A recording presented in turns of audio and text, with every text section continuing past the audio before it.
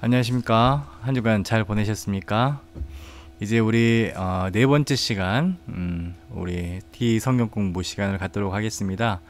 우리 지혜의 말씀 잠언에 대해서 여러분들이 이제 많은 피드백을 해주고 계십니다. 성경 공부를 하면서 이제껏 내가 기도한 부분에 대해 내가 지혜에 대해서 간구한 적이 많이 없었구나라는 뭐 그런 말씀도 해주시고 하나하나 알아가는 재미가 너무나도 좋다라고 말씀하시기도 합니다. 여러분들도 함께 공부하면서 그런 부분들을 느꼈으리라 믿습니다. 하나님께서 주신 지혜로 말미암아서 하루하루 또 행복하게 살아가시기를 소망합니다. 우리 이번 네 번째 시간에는요 5가지를 공부해 보려고 합니다. 우리 함께 한번 읽어보도록 하겠습니다. 잠언에서 다루는 3가지 중요한 문제. 자, 2번은 죽고 사는 것이 혀의 힘에 달렸습니다. 3번째는 지혜로운 사람의 말은 수다스럽지 않고 진실합니다. 4번째는 지혜로운 사람의 말은 치유를 가져옵니다. 5번째, 지혜로운 사람은 험담하거나 자랑하지 않습니다. 그렇습니다. 이렇게 5가지의 소제목을 가지고 우리가 함께 공부해 보도록 하겠습니다. 지난주 숙제가 있었죠. 하나님께 지혜를 간구했을 때에 받은 축복이 있다면 각자의 경험을 서로 나누어 보십시오 라고 해서 저에게 나누어 주었습니다. 여러 가지 이제 숙제를 올려주셨는데요. 몇몇 분들의 사례를 들어보자면은 어떤 분이 구하라 그리하면 주실 것이요 라는 말씀을 믿고 딸의 취직을 위해서 기도를 했더니 하나님께서 발령을 이제 목포로 해주셨다. 그래서 기도의 응답을 받았다라고 말씀해 주신 분도 있고, 또 어떤 분은 지혜가 부족한데 하나님께 지혜를 달라고 간구하지 않은 부분에 대해서 또 이제 말씀을 하시고 간구한 다음에 숙제를 하겠노라고 이야기를 하셨습니다. 예, 그래요. 하나님께 지혜를 간구하게 되면은 후히 주시고 꾸짖지 아니하신 하나님께서 넉넉히 주신다는 사실을 믿고 나아가기를 소망합니다. 또 어떤 분들은요, 교회에 오랜만에 왔는데 그분이 이제 오랜만에 오셔가지고 교회에서 좀 뭐라고 해야 될까, 이제 적응을 하기 힘든 그러한 상황들이 있으셨다고 해요. 그런데 되게 다들 그러실 겁니다. 사람들이 적응을 하지 못하게 되는 경우가 종종 있습니다. 그래서 힘들어 하시기도 하고 또 다시 숨기도 하시는 분들도 있고 하는데요. 다 처음에는 다 마찬가지인 것 같아요. 오랜만에 나오는 그 예배 자리에 굉장히 어색하고 하는데 또 하나님께 기도를 해서 지혜를 주시고 하면은 빨리 또 적응할 수 있도록 하나님께 지혜를 간구하셔서 지금은 잘 적응하시고 그리고 신앙생활을 열심히 하고 계시다고 합니다. 이런 분들을 위해서 우리가 박수를 보내드리고 함께 다독이면서 함께 나아갈 수 있는 우리 목포 복음교회 우리 공동체가 되기를 소망합니다. 또 어떤 분은 이렇게 말씀하셨습니다. 딸이 결혼을 안 해서 굉장히 애가 탔습니다. 그런데 재촉하고 싶지만은 마음이 상할까봐, 예, 우리 명절 때마다 이제 그 이야기를 하잖아요. 언제 시집 갈래, 언제 장가 갈래, 이런 말들을 많이 한다고 하는데 마음이 상할 것 같아서 참고 있었는데 때가 되어서 또 하나님께 기도를 했더니 또 좋은 배필을 허락해 주시고 이제는 자녀까지 낳아서 그 자녀와 함께 모두가 하나님을 섬기는 가정이 되었다고 합니다. 예. 만약에 그때에 지혜를 주시지 않았다면은 왜 결혼 안 하냐, 왜 너는 남자 없냐, 아니면 뭐 너는 딸이 뭐 다른 여자친구 없냐, 이렇게 하면서 재촉했을 수도 있는데 지혜를 허락해 주셔가지고 그 위기를 또 잘 또 넘어갈 수가 있었고, 때에 따라서 또 알맞고 좋은 배필을 허락해 주셔서 또 좋은 신앙의 가정을 이루고 산다고 합니다. 예. 우리가 지혜를 간구했을 때에 하나님께 분명히 우리에게 주시는 것은 축복일 것입니다. 예. 우리에게 화를 주시지는 않아요. 그래서 우리가 하나님께 계속해서 지혜를 간구하고 기도를 하게 되면은 하나님께서 분명히 우리들에게 복을 허락해 주실 것이다 라는 믿음을 가지고 기도하시기 바랍니다. 그러면은 하나님께서 채워주시리라 믿습니다. 자, 그리고 이제 이번 주는 혀에 대한 지혜입니다. 혀에 대한 지혜. 그래서 잠언 18장 21절 말씀이 우리 대표적인 말씀이 되겠는데요. 함께 읽어보도록 하겠습니다. 시작. 죽고 사는 것이 혀의 힘에 달렸나니. 아멘. 그렇습니다. 죽고 사는 것이 누구의 힘이 달렸다고요? 혀의 힘이 달려있다. 혀의 힘에. 예. 그래서 잠언에서 강조하고 있는 세 가지가 있습니다. 무엇일까? 바로 혀와 재물과 성적 욕구. 이 부분에 대해서는요, 제가 좀 바꾸고 싶어요. 제가 공부를 해보니까 성적인 욕구보다는 지식에 대한 욕구로 바꿨으면 좋겠습니다. 예. 그래서 지식에 대한 욕구로 바꾸는데, 잠언에서 다루는 세 가지 중요한 문제가 바로 혀, 재물, 그리고 지식에 대한 욕구, 이렇게 알아보도록 하겠습니다. 예. 먼저 혀에 대해서 우리가 먼저 알아볼 텐데요. 먼저 잠언 10장 11절, 20절, 21절, 31절 말씀 우리 한번 읽어보도록 하겠습니다. 시작. 의인의 입은 생명의 샘이라도 악인의 입은 독을 머금었느니라. 20절. 의인의 혀는 수는과 같거니와 악인의 마음은 가치가 적으니라. 21절. 의인의 입술은 여러 사람을 교육하나 미련한 자는 지식이 없어 죽느니라. 31절. 의인의 입은 지혜를 내어도 패역한 혀는 배임을 당할 것이니라. 아멘. 그렇습니다.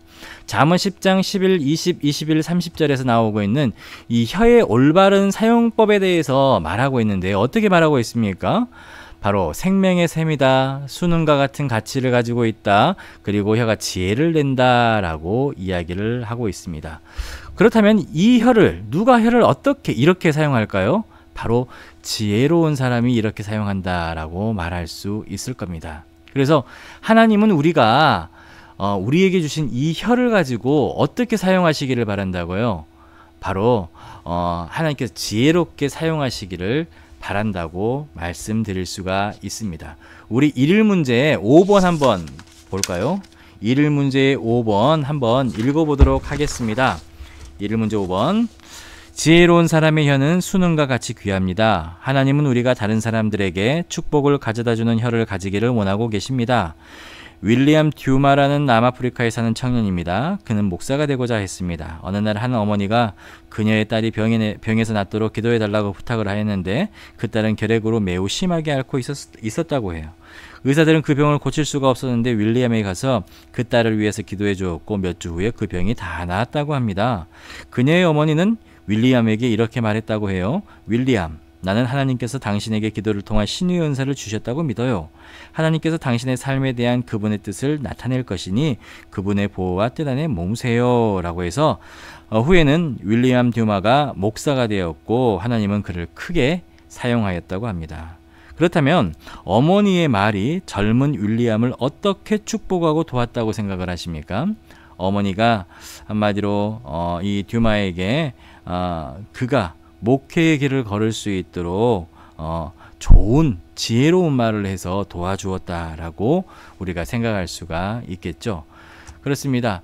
이렇게 지혜로운 말들은 사람을 변화시키고 그들의 앞날까지도 알려주는 그러한 역할을 할 수가 있게 되죠.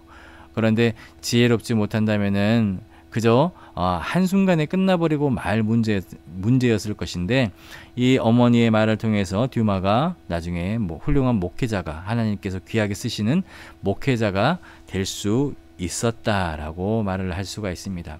우리도 살면서 여러 가지 일들을 만날 것입니다. 사람들에게 어렸을 때 그 애는 야, 넌 진짜 너무나도 잘한다. 하나님께서 너에게 그런 재능을 주셨는데 함 잘 살려서 이렇게 써보면은 하나님께서 귀하게 쓰지 않을까라고 이야기를 할 때에 하나님께서 그를 또 인도해 주시고 또 역사하시는 부분들을 우리가 볼 수가 있을 거예요. 제가 저희 아내를 만나기 위해서 이제 광주에 있는 무등 베델교회라는 곳에서 사역을 할 때였습니다. 그때 이제 교회가 작은 교회였는데 그 교회에서 이제 찬양 인도할 사람이 없어서 제가 하게 되었습니다. 그래서 교육전도사 시절이었는데 그때에 여자 학생들 한 5명 정도를 골라서 이렇게 그 아이들과 함께 찬양대를 만들었어요. 찬양대를 만들고 그들과 함께 찬양 싱어로, 악기 다루는 팀으로, 드럼으로 이렇게 해서 섬기게 했었는데, 그 중에 한 친구는 제가 볼 때는 처음에는 이제 찬양을 할 때에 그래도 목소리가 좀 받쳐주고 해야 되는데 그러한 부분들이 좀 힘들더라고요. 그런데 야, 너 왜 이렇게 못하냐 라고 이야기를 하지 않고, 야, 너는 진짜 재능이 있는 것 같아. 조금만 더 잘하면은 정말 좋은 음색을 낼 수 있을 것 같고 하나님께 귀하게 쓰임을 받을 것 같아 라고 이야기를 했더니, 그 친구가 열심히 연습을 하고 그리고 고등학교를 졸업하고 대학을 들어갔는데 얘가 실용음악과를 들어가겠어요. 실용음악과에서도 보컬로 해서 그걸 전공하게 되고, 지금 이제 나중에 그 이야기를 듣고 통화를 해보니까 그 친구가 보컬 학원 강사가 되었고, 그리고 광주에 있는 한 교회에서 결혼해서 열심히 신앙생활을 하는데, 지금은 찬양 사역자로 또 달란트를 사용하고 있다고 합니다. 만약에 그때 제가 야, 너 왜 이렇게 찬양을 못하냐, 좀 더 연습을 해라 라고 이야기를 했다면은 하나님께 쓰임받을 한 그릇이 또 사라지게 되었을 텐데, 참 잘했던 것 같습니다. 제가 이런 경우도 있었습니다. 그렇다면 우리가 혀에 잘 사용되는 부분이라고 할 수 있겠지만은, 또 우리가 잠언 10장 11절과 18절 32절을 보면은, 이제 우리가 아까도 우리가 아까도 봤지만은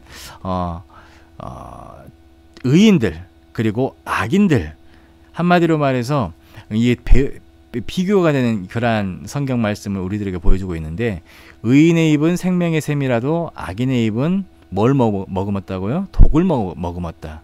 미움을 감추는 자는 거짓된 입술을 가진 자고 중상하는 자는 미련한 자다. 의인의 입술은 기쁘게 할 것을 알거늘 악인의 입은 폐역을 말한다 라고 이야기를 하고 있습니다. 한마디로 말해서 이 부분은 사람에 대해서 혀를 가지고 폭력을 행사하는 것, 그리고 거짓을 말하는 것, 그리고 중상하는 것, 그리고 폐역한 것이라고 말을 할 수가 있겠죠. 한마디로 말해서 이것은 혀의 잘못된 사용에 대해서 말해주고 있다라고 할 수 있습니다. 어떤 부분으로? 폭력으로, 거짓으로, 중상으로, 또 폐역으로 잘못 사용되는 것을 말해주고 있다. 한마디로 혀를 잘 사용하면은 한 사람의 인생을 바꿀 수 있지만, 잘 사용하지 못하게 되면은 한 사람을 폭력하게 되고 거짓으로 일삼게 되고 중상할 수 있고 폐역한 길로 들어설 수 있도록 도와주는 꼴이 된다라고 말할 수가 있을 것입니다. 자, 두 번째로는요, 재물에 관해서입니다. 재물에 관해서 여러분들 다들 일을 하고 계시는 분들도 있고 일을 안 하시는 분들도 있는데, 사람이 일을 하는 이유가 뭡니까? 이 재물을 모으기 위해서이지 않습니까? 그래서 사람들은 재물을 얻기 위해서 무엇을 합니까? 일을 합니다. 또 그들의 삶에서 재물은 항상 축복이기만 할까, 우리가 한번 생각해 봐야 되겠죠. 많은 사람들은, 대다수의 사람들은 그 사람의 생애를 위해서, 삶을 위해서, 생계를 위해서 일을 합니다. 그리고 재물이 모이게 되면은 그 부분을 내가 좋은 일에 쓰기 위해서 모으는 사람들과 있는가 하면은, 또 어떤 사람들은 그 재물을 나쁜 데 쓰기 위해서 모으는 사람들도 있다고 볼 수가 있겠죠. 그래서 우리가 일일 문제 7번을 보게 되면은요, 미련한 사람에 대해서 이야기가 나옵니다. 미련한 사람은 그의 혀를 뒤틀리고 친절하지 못한 말을 하는데 사용합니다. 88페이지에 있습니다. 함께 한번 보시기 바랍니다. 우리가 배우기 원하는 하나님의 지혜에 관련된 다른 문제는 재물입니다. 재물과 윤택함은 하나님께서 우리에게 주시는 귀한 선물인데, 재물은 여러분들이 가진 돈과 집과 농장과 가게, 자동차, 소, 염소, 양과 같은 것들이고, 혹은 여러분들이 기르고 경작하는 나무, 차, 커피, 면, 옥수수, 콩, 쌀을 가리키려 합니다. 어떤 사람은 많은 재물을 소유한 부자인데, 그리고 어떤 사람들은 재물을 많이 소유하지 못해 가난하기도 합니다. 그렇다면 여러분 주위의 사람들은 재물을 얻기 위해서 무엇을 합니까? 아까도 말씀드렸다시피 우리가 직장을 가지고 있거나 일을 하게 되죠. 그리고 그들의 삶에서 재물은 항상 축복이기만 한지 우리가 살펴봐야 되겠죠. 어떤 사람들은 잘못된 방향으로 사용하기도 합니다. 그래서 하나님께서 우리에게 재물을 주시기를 원하시는데, 재물을 가질 수 있는 올바른 방법은 우리의 노력을 통하여서 얻는 방법이 있겠죠. 또한 잘못된 방법도 있을 것입니다. 잘못된 방법들이 있는데요, 잠언 10장 2절과 4절 말씀, 그리고 22절 말씀 우리가 한번 봐보도록 하겠습니다. 불의의 재물은 무익하여도 공의는 죽음에서 건지느니라. 손을 게으르게 돌리는 자는 가난하게 되고 손이 부지런한 자는 부하게 되느니라. 여호와께서 주시는 복은 사람을 부하게 하고 근심을 겸하여 주지 아니하시느니라. 아멘. 한마디로 말해서 불의하게 모은 재물은 우리에게 무익하다. 그런데 공의는 죽음에서 건지게 한다. 손을 게으르게 놀리는 자는 가난하게 된다. 손이 부지런한 자는 부하게 된다. 열심히 살아야 된다는 소리죠. 그리고 여호와께서 주시는 복은 사람을 부하게 하고 근심을 겸하여 주지 아니하신다. 우리가 열심히 땀을 흘려서 일을 하게 되면은 그에 대한 것들은 근심이 없다는 것이죠. 우리가 일한 만큼의 소득을 얻기 때문에. 그런데 우리가 노력도 하지 아니하고 우리가 소득을 얻게 되면은 그 부분에 대해서 이제 불이한 재물이 얻게 되면은 우리에게 있어서 그것은 무익하다. 그것이 없어지지는 않을까 전전긍긍하게 되고 항상 힘들어한다라는 것을 알 수가 있겠죠. 또 세 번째로는요, 지식의 욕구에 대해서 아까 이 성적 욕구에 대해서라고 이렇게 참고서는 나와 있는데 보니까 이 내용이 어떤 지식에 대한 욕구를 이야기를 하는 거더라고요. 그래서 인간이 가진 지식의 욕구를 하나님이 주신 귀한 선물이라고 생각을 하고 있습니까? 그 이유가 있다면 무엇일까요? 라고 했습니다.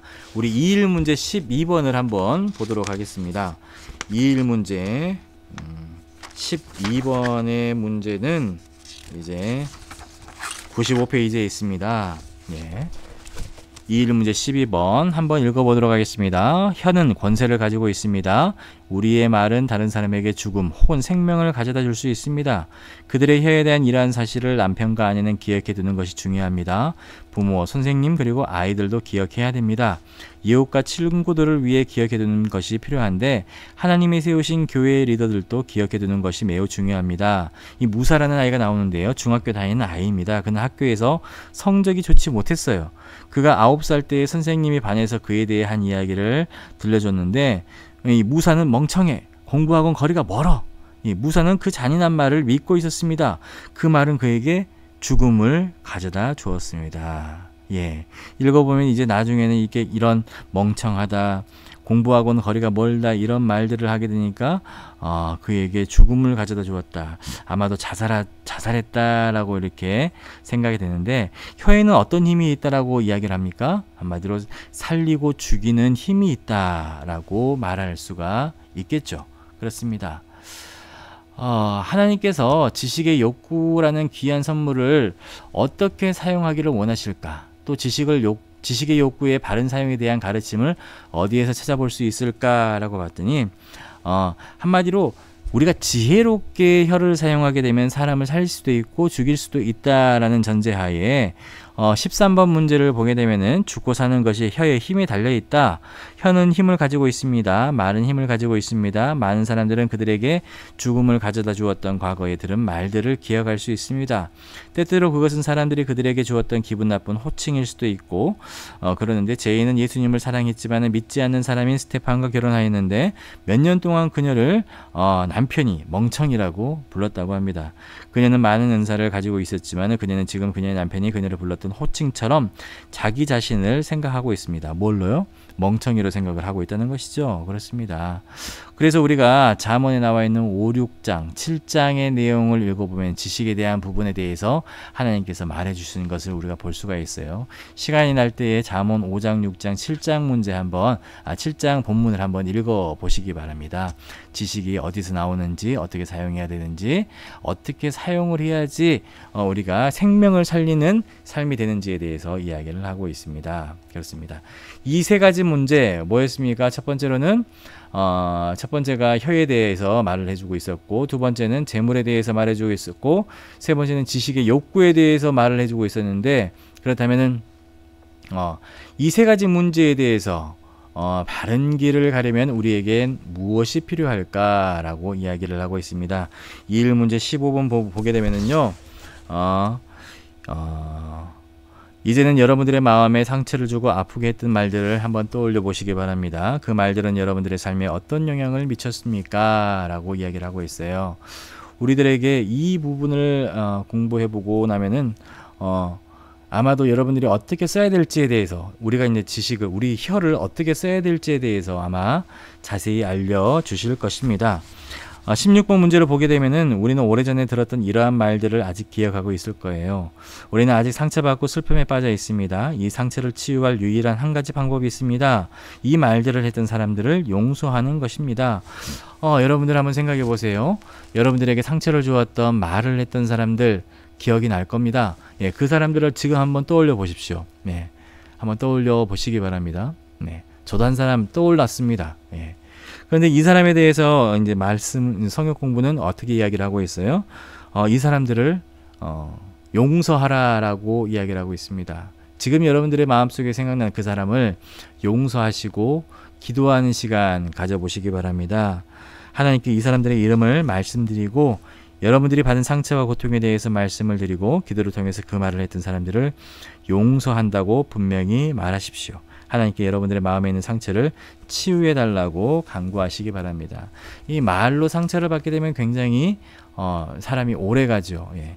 교회에서도 성도들이 많이 떠나는 부분들이 이 말로 인해서 상처를 받고 떠나는 사람들이 많이 있더라고요. 그래서 이 부분에 대해서 우리가 정말 말을 지혜롭게, 혀를 지혜롭게 사용해야 되겠구나라는 것을 우리가 깨달을 수가 있겠죠. 여러 이야기들이 들립니다.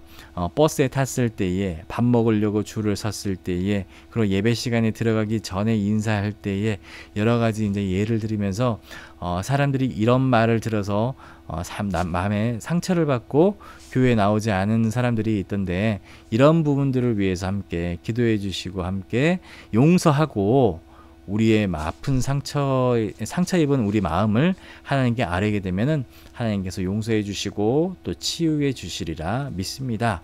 저도 그를 위해서 기도하겠습니다. 여러분들과 함께 기도하고요. 그를 위해서 용서하시고 하나님께 치유받는 우리 성도님들이 되시기를 바랍니다. 자, 이제는 혀에 있는 두 가지 힘과 우리의 선택과 실천에 대해서 알아보고자 합니다. 혀에는 어떤 힘이 있습니까? 잠언 18장 21절 함께 읽어보도록 하겠습니다. 시작. 죽고 사는 것이 혀의 힘에 달렸나니 혀를 쓰기 좋아하는 자는 혀의 열매를 먹으리라 했습니다. 이 죽고 사는 것이 어디에 달려있다고? 혀의 힘에 달려있다는 것입니다. 한마디로 우리가 말을 지혜롭게 하느냐 아니면 지혜롭지 않게 하느냐에 따라서 사람이 죽고 사는 것이 달려있다는 것이죠. 우리가 매스컴을 보게 되면은 많은 연예인들이 그 짧은 생을 마감하는 것을 우리가 보게 됩니다. 사람들의 악플과 그리고 여러 가지 말로 인해서 상처를 받고 그 부분에 대해서 치유받지 못하고 스스로 생을 마감하는 사람들을 많이 보게 되는데 우리 주위에서도 간혹 이런 일들이 있습니다. 근데 이 얼마나 이 죽고 사는 문제가 어디에 달려 있다고 혀의 힘에 달려 있다고 하는데 이 혀를 어떻게 사용해야 될지를 말해주고 있는 것이죠. 이 본문의 의미가 무엇일까요? 이 본문의 의미. 한마디로 혀를 정말 지혜롭게 사용해야 된다라는 것을 말해주고 있습니다. 잠언 10장 11절 12장 18절 말씀 함께 읽어보도록 하겠습니다. 의인의 입은 생명의 샘이라도 악인의 입은 독을 머금으니라. 18절 12장 18절 칼로 찌름같이 함부로 말하는 자가 있거니와 지혜로운 자의 혀는 양약과 같으니라. 아멘. 말씀을 보더라도 의인의 입은 생명의 샘이다. 여러분들 의인이 되고 싶습니까? 악인이 되고 싶습니까?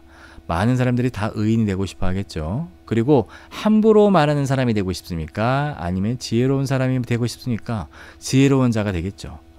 자, 그렇다면 여러분들은 의인이고 지혜로운 자로서 그렇게 되기를 원한다면은 의인의 입으로 말을 하고 그리고 지혜로운 자의 혀를 가지고 다른 사람들을 살리는 양약과 같은 그러한 입술을 가져야 될 줄로 믿습니다. 그래서 내 입술에 파수꾼을 세워달라고 다윗이 그렇게 기도를 하지 않았습니까?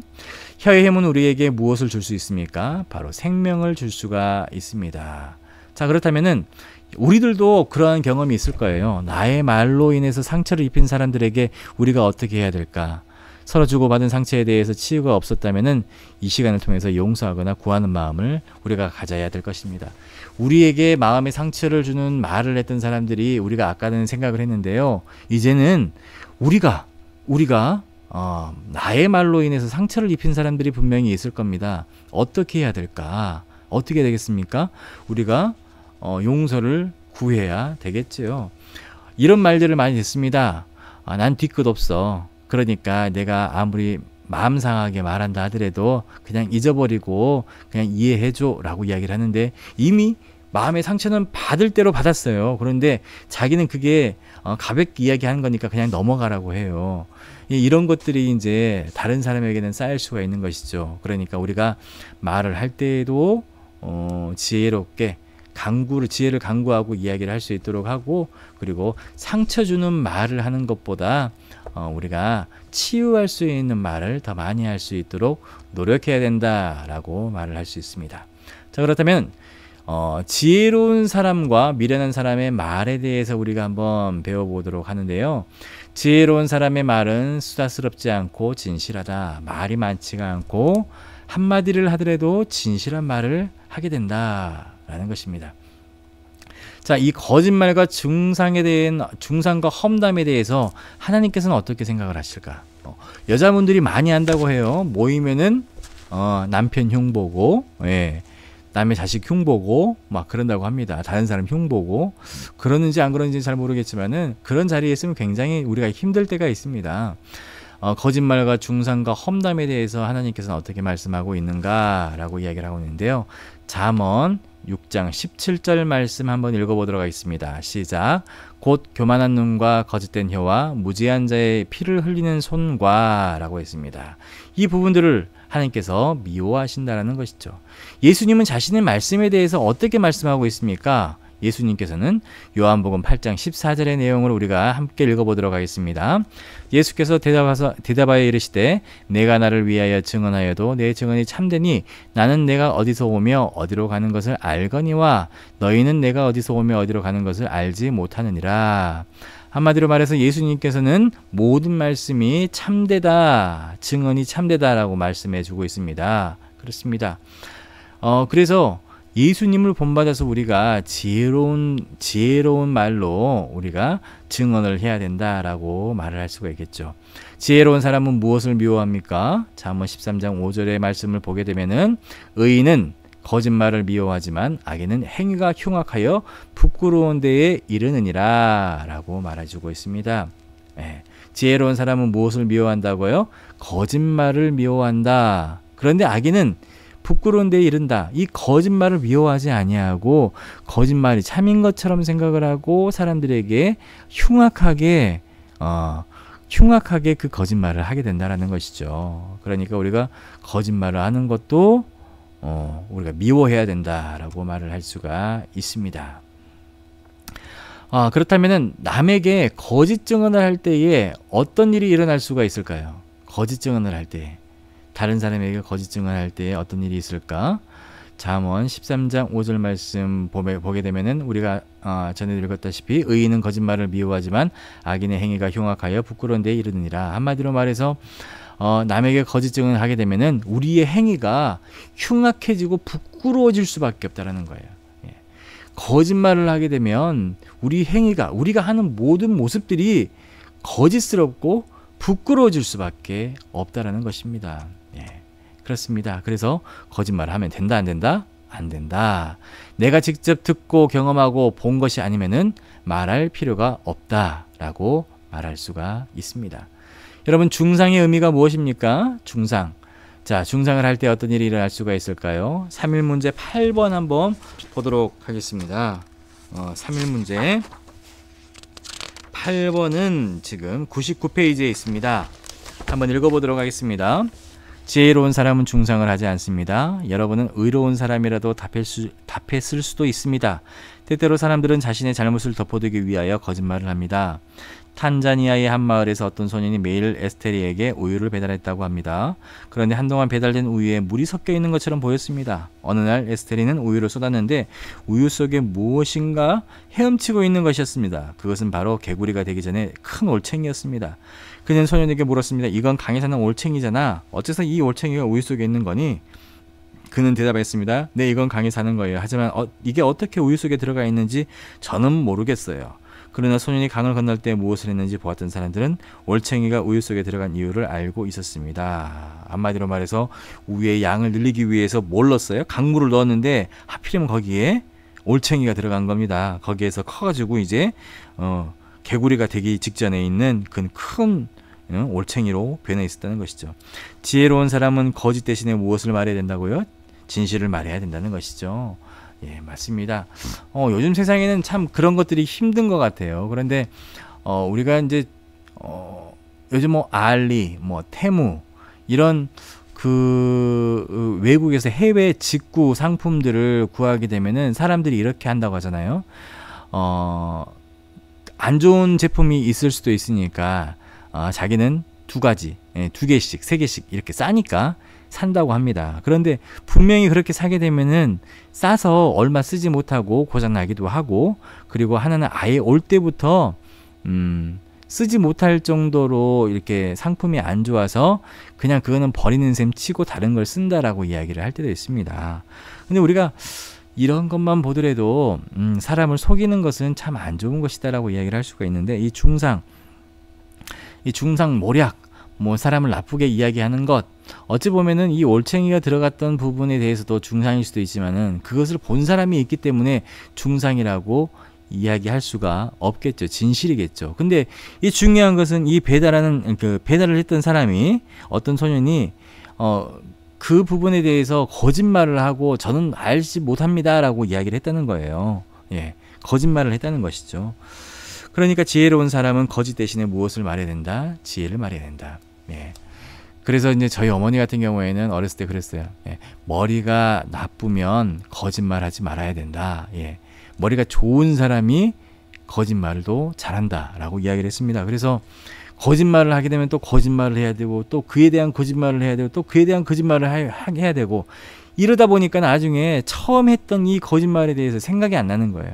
그러다 보니까 이 거짓말을 하는 것도 머리가 좋아야 거짓말을 하구나라고 생각을 하고, 저는 몇 번 하다가 안 했습니다. 예, 거짓말을 좀 잘 하다가 나름 똑똑한 줄 알았는데 나중에 이 거짓말이 생각이 안 나니까 안 되겠구나, 거짓말을 하면 안 되겠구나라고 생각을 할 때도 있었다는 것이죠. 예, 그렇습니다.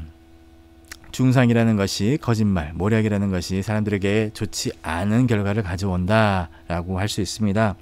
이 3일 문제 8번의 예처럼 자신의 잘못을 덮기 위해서 거짓말을 할 수도 있겠죠. 많은 사람들이 지금 그 상황을 모면하기 위해서 거짓말을 덮기도 합니다. 우리 삶에서도 이런 경우들이 많이 있을 거예요.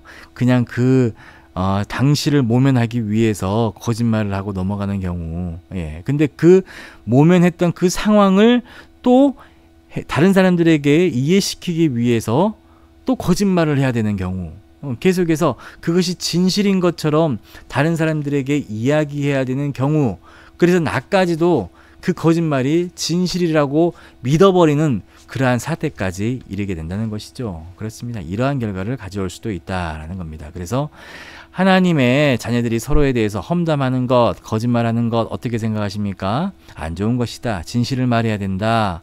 하나님 앞에서는 우리가 서로가 함께 진실을 말하고 거짓이 없어야 된다라고 말할 수 있습니다. 네. 우리도 문제 6번, 7번, 8번의 문제처럼 예에서 본 것처럼 그런 잘못을 실제로 지금 하고 있지는 않는지 한번 생각해 보시기 바랍니다. 우리 자신의 약한 부분이 무엇인지 한번 생각을 해보고 그리고 어떻게 해야 이러한 잘못들에서 벗어날 수 있을지 한번 생각해 보시기 바랍니다. 우리가 6번 문제 98쪽에 나와 있는데요. 거짓된 혀를 미워하신다. 그리고 지혜로운 사람은 거짓을 미워한다. 그리고 지혜로운 사람은 중상을 하지 않는다 라고 하는데, 이러한 예에서 본 것처럼 우리가 지금 하고 있는 우리의 거짓된 모습은 뭐가 있는지 한번 생각해 보시기 바랍니다. 그리고 어떻게 해야지 이러한 잘못들에서 벗어날 수 있을지 한번 숙제로 한번 나눠보시기 바랍니다. 자, 그리고 뭐 나중에 이제 5째 주는 우리가 함께 모일 거지만은요, 모이자고 이렇게 한번 통지를 하는데, 숙제를 해 오셔가지고 함께 모일 수 있으신 분들은 함께 나누면 될 것 같습니다. 거짓말이 오래 갈까요?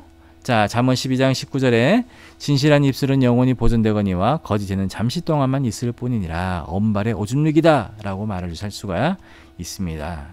자, 거짓말을 하게 되면 어떤 결과가 오겠습니까? 잠언 19장 5절과 9절 말씀. 거짓 증언은 벌을 면하지 못할 것이요 거짓말을 하는 자도 피하지 못하리라.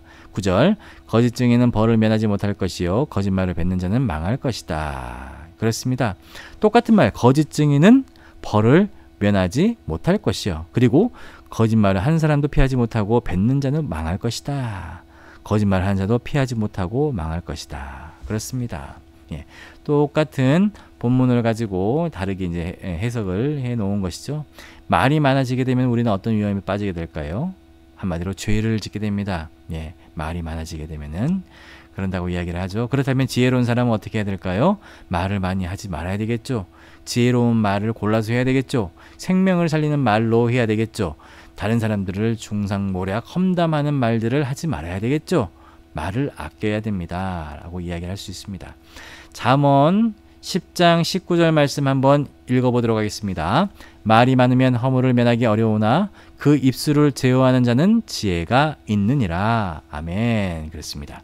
잠언 17장 27절 말을 아끼는 자는 지식이 있고 성품이 냉철한 자는 명철하느니라. 아멘. 그렇습니다. 잠언 17장 27절에서 성품이 냉철한 자.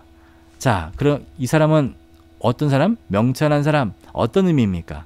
한마디로 말해서 말하기 전에 생각하는 사람, 화가 난 상태에서 말하지 않는 사람, 말하기 전에 화를 가라앉히고 말하는 사람, 이 사람이 성품이 냉철한 사람이라고 이야기를 할 수가 있습니다.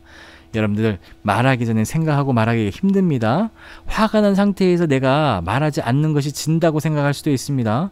말하기 전에 화를 먼저 가라앉히는 것이 굉장히 힘듭니다. 왜요? 상대방이 나에게 화가 나게 했기 때문에 힘듭니다. 가라앉히는 게 힘들어요. 하지만 이것이 성품이 냉철한 사람들은 명철한 사람인데 이러한 부분들을 잘 지키고 이야기를 하는 사람이 명철한 사람이라고 말할 수가 있다는 것이죠. 자, 말이 주는 두 가지 특징이 있습니다. 잠언 12장 18절 말씀 읽습니다. 시작. 칼로 찌른같이 함부로 말하는 자가 있거니와 지혜로운 자의 혀는 양약과 같으니라.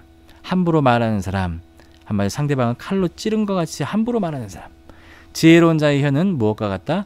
양약과 같다라고 말하고 있습니다. 지혜로운 사람의 말에 대해서 어떻게 말하고 있어요? 양약이다 라고 이야기를 하고 있습니다. 그렇다면 함부로 말하는 것에 대해서는 뭐라고 이야기하고 있습니까? 한마디로 이 생명을 앗는 것, 생명을 뺏어가는 것이라고 이야기를 할 수가 있습니다. 잠언 16장 24절과 27절 한번 이야기하겠습니다. 한번 읽어보도록 하겠습니다. 선한 말은 꿀송이 같아서 마음에 달고 뼈에 양약이 되느니라. 불량한 자는 악을 꾀하나니 그 입술에는 맹렬한 불 같은 것이 있느니라. 아멘. 그렇습니다. 선한 말은 꿀송이 같이 달다. 그래서 마음에 달고 뼈에 양약이 된다. 하지만 불량한 자는 악을 꾀하고 그 입술에는 맹렬한 불 같은 것이 있다라고 말할 수 있습니다. 본문에서 지혜로운 사람과 미련한 사람의 말은 어떤 결과를 가져온다고 해요? 자, 본문에 보게 되면은 선한 말은 곧 꿀송이 같아서 양약이 되고 불량한 사람은 한마디로 미련한 사람은 악을 꾀한다. 입술에는 맹렬한 불 같은 것이 있다. 한마디로 상대방을 금방이라도 타 죽일 것 같은 그런 맹렬한 불을 가지고 있다라고 이야기를 할 수가 있겠죠. 잠언 15장 1절과 4절 말씀 읽어보겠습니다. 시작. 유순한 대답은 분노를 쉬게 하여도 과격한 말은 노를 격동하느니라. 4절. 온순한 혀는 곧 생명나무이지만 패역한 혀는 마음을 상하게 하느니라. 아멘. 그렇습니다. 온순한 혀, 유순한 혀는 그리고 패역한 혀에 대해서 어떻게 말하고 있어요? 온순한 혀, 유순한 대답이라고 할 수 있겠죠. 분노를 쉬게 한다. 또 온순한 혀는 곧 생명나무이다. 근데 과격한 말은 노를 격동한다. 패역한 혀는 마음을 상하게 한다라고 말할 수가 있습니다. 그렇죠? 자, 그리고 이들의 근본적인 차이점이 있습니다.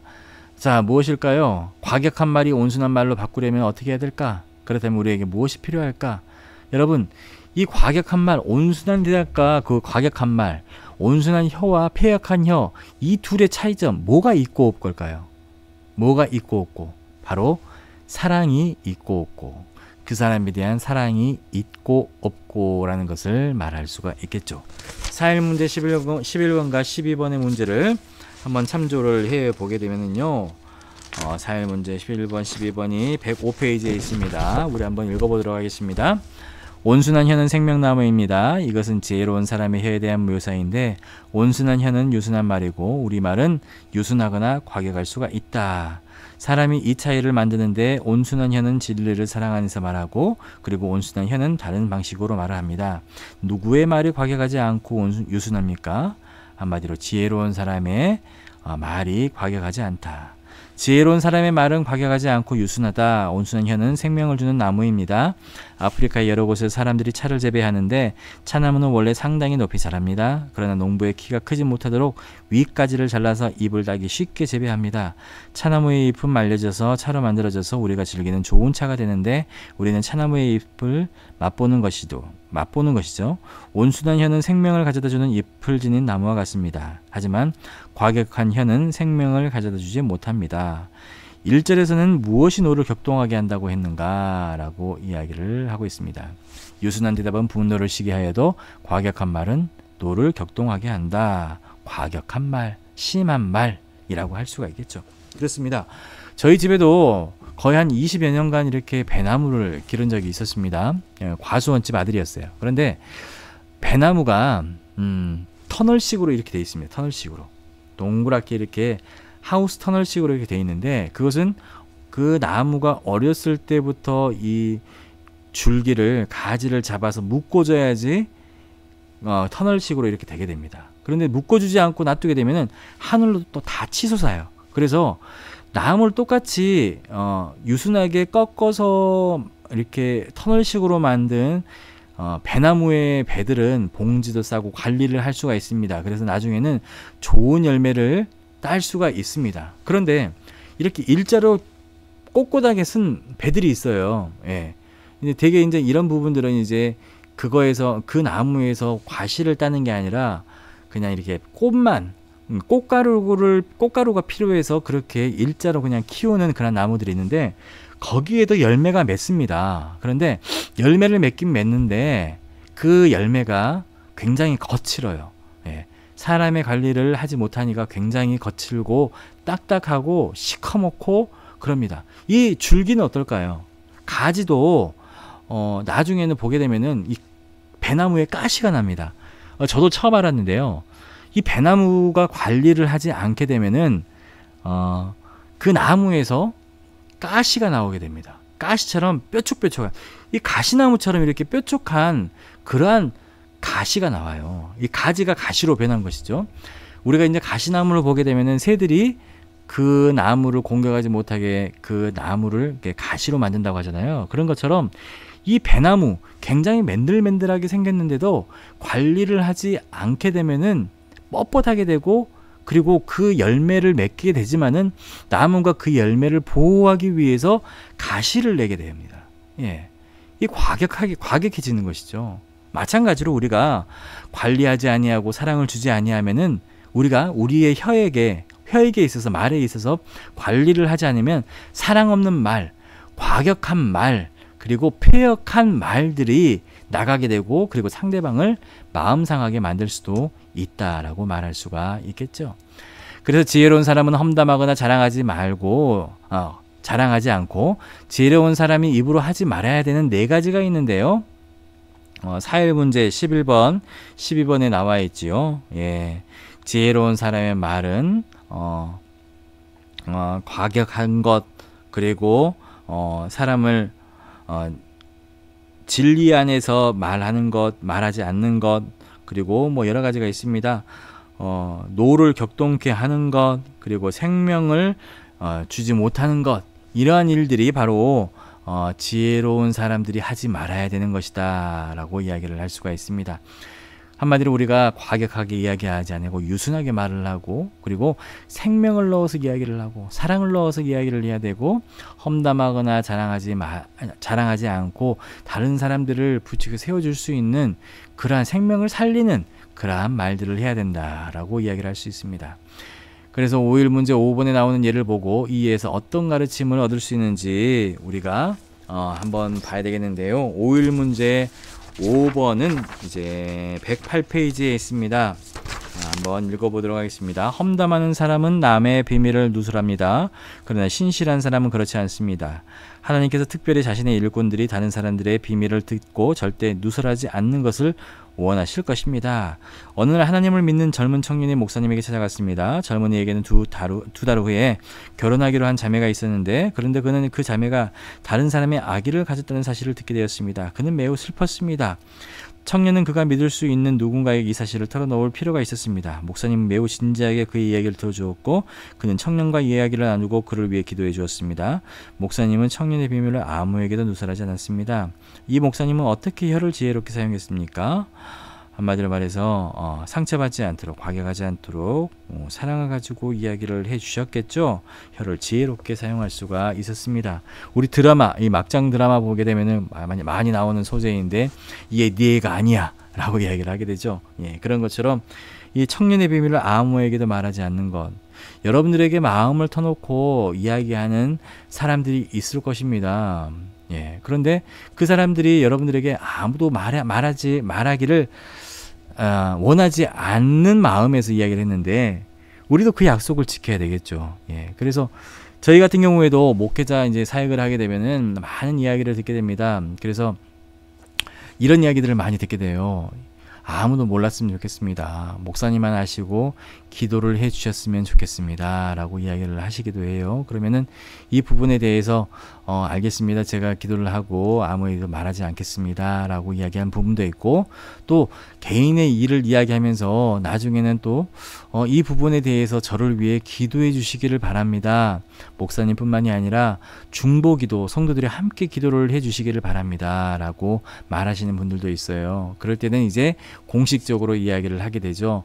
아무개 분이 이제 이러한 일이 있는데 다른 사람들이 함께 기도해 주시기를 원합니다. 그래서 알고 함께 기도해 주세요 라고 이야기할 때도 있었습니다. 지혜롭게 사용을 해야 되겠죠.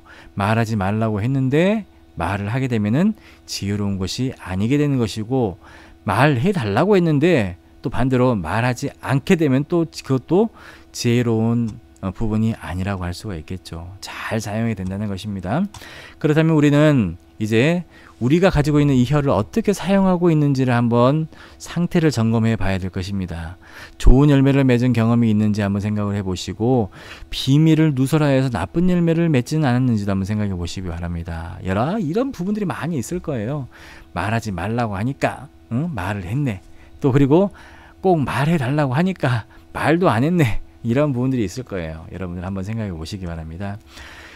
자, 그리고 우리 잠언 21장 9절과 19절 말씀 한번 읽어보도록 하겠습니다. 시작. 다투는 여인과 함께 큰 집에서 사는 것보다 움막에서 사는 것이 나으니라. 다투며 성내는 여인과 함께 사는 것보다 광야에서 사는 것이 나으니라. 그렇습니다. 뭘 말하는 것 같아요? 예, 잔소리. 그렇습니다. 잔소리. 예, 잔소리라고 할 수 있는데요. 이 잔소리는 어떤 말로 본문을 말하고 있습니까? 한마디로 다투는 여인에 비유하면서, 다투는 여인과 잔소리하는 여인과 큰 집에서 사는 것보다 움막에서 작은 집에서 사는 것이 낫다. 다투면서 성내는 여인과 함께 사는 것보다 광야에서 사는 것이 낫다. 한마디로 잔소리가 가정을 파괴할 수도 있다라고 말할 수가 있겠죠. 그렇습니다. 여러 가지 일들이 있었습니다. 여러 가지 이제 여러분들도 기억나는 것들이 있을 거예요. 한번 생각을 해보시고, 오늘 이제 배운 것들이 여러 가지가 있는데요. 지혜로운 사람들 이야기하는 부분들, 그리고 어떻게 해야지 우리가 지혜롭게 이야기를 할 수가 있는가 라고 이야기를 할 수가 있겠는데요. 보게 되면은요,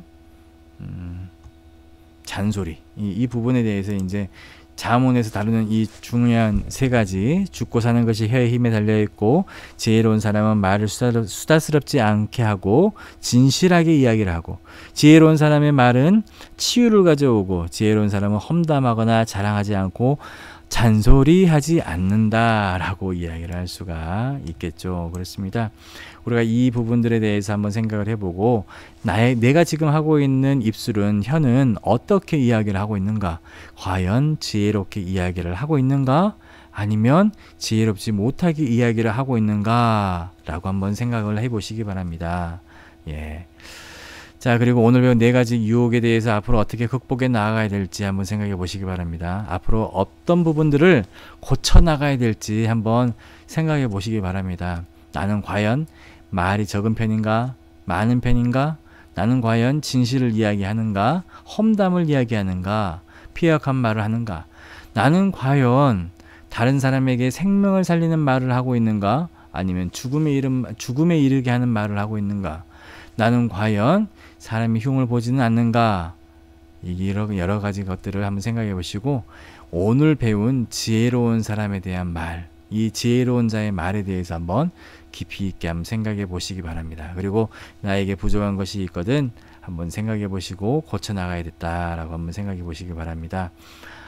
한 주 동안에 우리가 지혜로운 자의 말해주는 4가지 특징을 한번 생각해 보시고 각자 삶 속에서 오늘 주신 말씀을 한번 되새겨 보시기 바랍니다. 숙제는 4가지 특징, 잠언에서 이야기하고 있습니다. 죽고 사는 것이 혀의 힘에 달려있다. 지혜로운 사람의 말은 수다스럽지 않고 진실하다. 지혜로운 사람의 말은 치유를 가져온다. 지혜로운 사람은 험담하거나 자랑하지 않는다. 라는 것을 똑같이 외우는 의미로 저에게 문자를 보내주시면 되겠습니다. 생각 안 해도 되죠? 그냥 외우고 바로 저에게 보내주시면 됩니다. 너무나도 쉬운 숙제입니다. 정말 숙제가 힘들어요. 막 이렇게 하면 안 돼요. 다음 주에는 한번 모여서 하는데요. 화요일이나 아니면 토요일 한번 적정한 때에 한번 제가 문자를 어느 때가 좋을런지 한번 보낼 테니까요. 한번 생각해 보시고 한번 우리 모이는 시간 한번 정해 보도록 하겠습니다. 저는 목요일 날 10시 정도가 좀 좋을 것 같아요. 여러분들 한번 생각해 보시고 함께 숙제도 해 보시고 함께 나눌 수 있는 시간 가졌으면 좋겠습니다. 이상으로 4주차 강의 마치도록 하겠습니다. 수고하셨습니다.